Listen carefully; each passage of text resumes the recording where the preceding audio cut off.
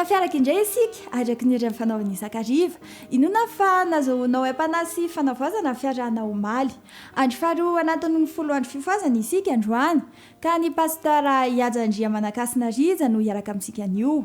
Misy hafatra manandanja no manao anao manokana androany ka andeha ary isika hifantoka amin'ny fandraisana izany.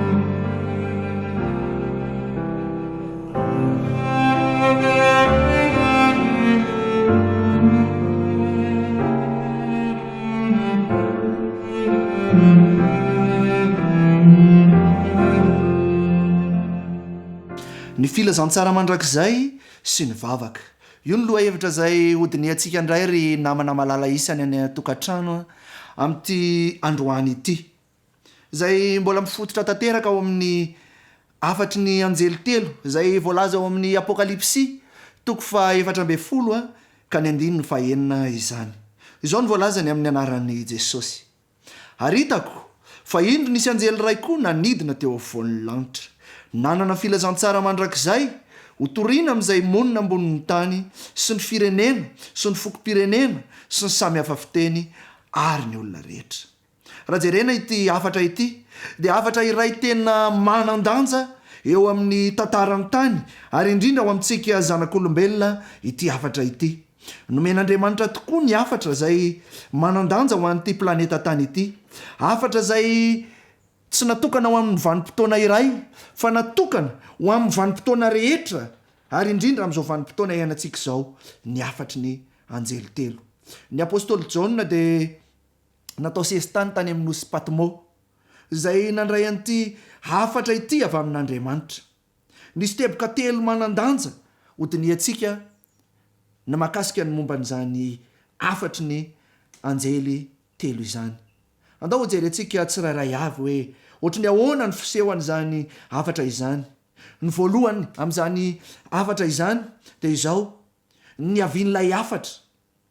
Mazava ny avian'ity afatra ity fa avy eo amin'ny seza fiandrianan'Andriamanitra ny avian'izany ary asehony toy ny anjely manidina eo afovoan'ny lanitra. Izany hoe hitan'ny olona rehetra tsy misy afaky ny anapi-maso na afaky ny tsy handray amin'izany afatra izany. Matoa hoe eo afovoan'ny lanitra ny avian'izany afatra izany. Ary ho an'ny olombelona rehetra no nampitanyilay anjely an'izany afatra izany. Ny teboka faharoa izay hojerentsika ihany koa dia hoe tsara ny manamarika fa io afatra io dia avy amin'ny anjely izay nanidina teo afovoan'ny lanitra. Ny dikan'ilay hoe nanidina dia izao tsy voasakatsaka ny toe-javatra, izany hoe maika ilay afatra ary dodona no ampitanan'ilay afatra ka tsy misy atakandro no ampitanan'izany afatra izany. Ary ny fahatelo dia izao hoe filazantsara mandrakizay ilay afatra. Izany hoe mandrakizay izany dia tsy voatokana ho amin'ny antoko-pirazanana iray na ho an'ny manana fiteny iray ihany ilay afatra fa toriana ho amin'ny firenena rehetra, ny fokom-pirenena, ny samy hafa fiteny ary ny olombelona rehetra. Ary indrindra amin'izao vanim-potoana itenenantsika izao no iantefany izany afatra izany. Mazava izany fa ilay filazantsara mandrakizay no ivon'ity afatra izay ampitain'ny anjely telo ity. Vaovao mahafaly ilay afatra. Filazantsara no ilazan'ny soratra masina azy. Dia tsy inona izany fa ny fiainan'i Kristy izay nafoy ny ainy ho antsika. Ny asa feno fitiavana izay nataony ary ny fahafatesana izay avotra noho ny fahotantsika. Ny fitsanganany tamin'ny maty izay niavaka tokoa satria tsy voasaka ny fahafatesana izy fa nitsangana ho fandresena ho antsika. Ny asa fanelanelanana izay ataony amin'ny mampisorona be antsika ao amin'ny hevitra masina indrindra ary indrindra ilay andro fanantenantsika amin'izao vanim-potoana izao dia ny fiverenany be voninahitra eny amin'ny raha lanitra. Handray aho sy handray anao rehefa ho avy eny amin'ny raha hoalanitra Jesosy. Raha izany no afatra zay nampitainjaona na mahakasika an'ity filazantsara mandrakizay ity, dia Jesosy ihany koa dia efa nanamafy ny tsy maintsy ampitanan'io filazantsara mandrakizay io ho amin'ny olombelona rehetra. Izay voalaza ao amin'ny Matio 7:20, toko sy andininy zay efa tsisy vina amintsika ntsony zany Matio 7:20 izany. Ary eo amin'ny 4:4 izy dia izao no lazainy amin'ny anaran'i Jesosy. Matio 7:20 ka ny 4:20 dia izao no lazainy hoe: ary hotoriana amin'izao tontolo izao ity filazantsara ny fanjakana ity ho vavolombelona amin'ny firenena rehetra dia vao ho tonga ny farany. Ny tenin'i Kristy dia teny fampanantenana fa ho avy ny farany, kanefa mialohan'izany farany heviany zany, ilay fampanantenana be voninahitra amin'ny fiheviany zany, dia izao hoe isy hetsika lehibe izay tsy maintsy iseho eto amin'ity zao tontolo izao ity, dia ny fitoriana ny filazantsara izay tsy maintsy ho reniny olombelona rehetra. Ary mandritra n'izany fotoana hitoriana ny filazantsara amin'ny olombelona rehetra izany, dia isy fifohazam-panahy lehibe eo amin'ny vahoaka an'Andriamanitra, anatanterahana n'izany fanamby lehibe izany. Ary ho tsapan'izy ireo ny fahamehan'ny fotoana izay hoe efa akaiky izay, ka tsy maintsy hampita ny vaovao mafaly ho renin'ny olona rehetra izy. Dia ny vaovao mafaly ny mahakasika ny momba ny fitiavan'i Kristy an'izao tontolo izao izany. Ary indrindra ny fahasoavany sy ny fahamarinany izay ho atolotra ho an'izao tontolo izao, izay izao tontolo izao efa maloto ny fahotana, efa ho faty ny fahotana, kanefa dia tsy maintsy ho fenonany ny fitiavan'i Kristy izany amin'ny alalan'ny firotsahany fanahy masina. Izao ny voalazan'ny mpanoratra advantista anankiray, Ellen White, ao amin'ny boky iray izay nosoratany ny Hery mifanandrina izany. Ao amin'ny boky Hery mifanandrina takilaka fa 770, dia izao no lazain'ity mpanoratra advantista Ellen White ity: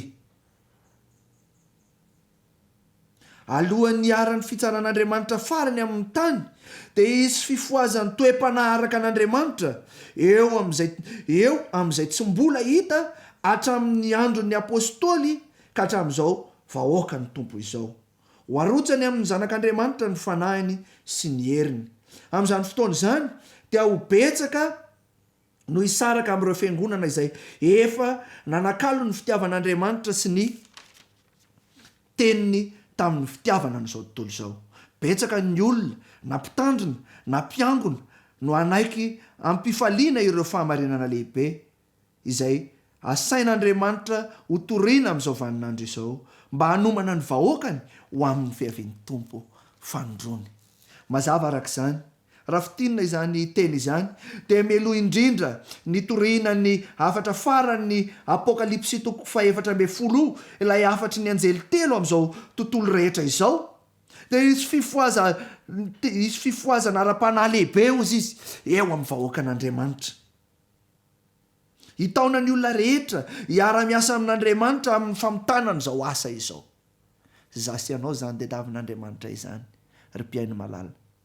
Tiany zasy ianao handray anjara lehibe amin'ny izany fifohazam-panahy lehibe izany. Handray anjara ihany koa ny amin'ny famotanana izao iraka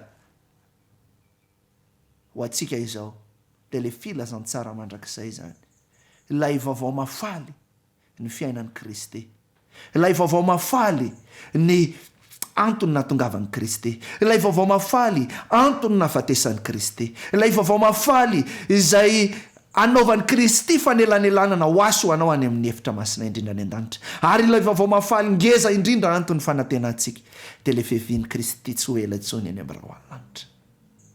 Miantso aho sy miantso anao Jesosy amin'ity androany ity, mba ho isan'ny mpandray anjara amin'izany fifohazam-panahy lehibe izany isika, melohany evian'i Jesosy Kristy eny amin'ny raha lanitra. Koa andao hivavaka isika amin'ity androany ity ho an'izany afatra zay nampitaina ho antsika izany, mba tsy ho zava-poana ho antsika izany, fa tena ho ivo ny faratampon'ny afatra zay ho ataontsika anan-kery amin'izao vanim-potoana iainantsika izao izany afatra izany.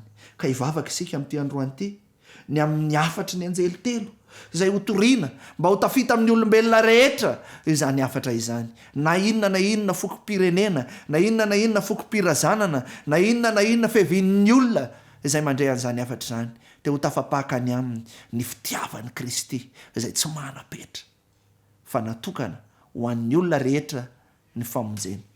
Ka hivavaka isika amin'ity androany ity mba ho tafita izany, ary hivavaka ihany koa tsika faharoa manarakarak' izany ny filazantsara mandrakizay, mba tena ho hitan'ny olona tokoa ny lanjan'izany filazantsara izany, hoe tena manany lanjan'izany filazantsara izany, ka atsapa fa tena fitiavan'Andriamanitra amin'ny alalan'ny torinana izany filazantsara izany. Ary ny fahatelo farany dia izao hoe mba ho tafita any amin'ny reo izay mbola tsy nahatafitanana izany afatra izany ane izao filazantsara mandrakizay izao, ka andre avokoa ny olona rehetra ary anaiky-ampo ny fitiavan'i Kristy an'izany afatra izany ihany koa. Ka andao izy hivavaka isika amin'ity androany ity, anao izay any tokantrano any, naiza misy anao mare an'izao antso izao sy izao afatra izao, dia andao hiaraka iombom-bavaka isika amin'izany afatra izany, mba ho tafita ny afatra sy ho toa izany tenin'Andriamanitra izany eo amin'ny fiainantsika rehetra. Manasanao hanondrika alohanao hiaraka hivavaka isika.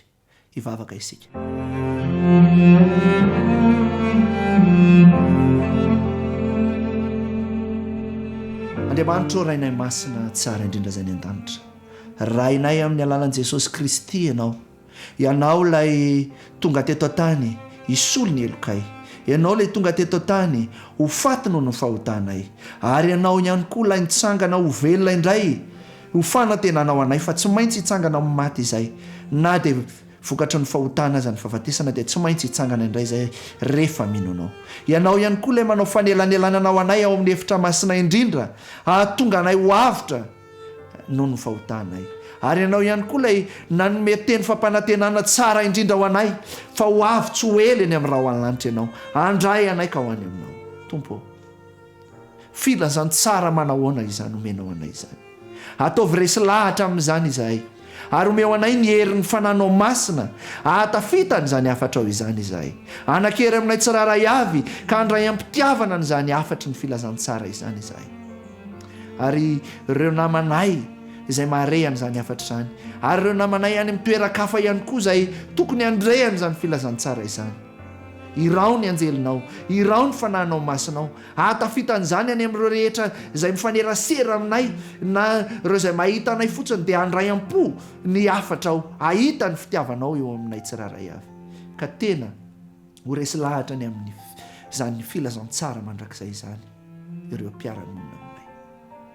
Dia omeo anay ihany koa ny fananao masina amin'izao vanim-potoana faran'izao, mba tena ho tonga amin'ny fifohazam-panahy tena izy tokoa izahay, ka afaka ny zaran'izany fa vao mahafaly izany sy izany filazantsara mandrakizay izany amin'ireo namana ihany koa. Izany Tompo no irina sy angatahana ary tononona amin'ny anaran'i Jesosy ireny ihany. Amen.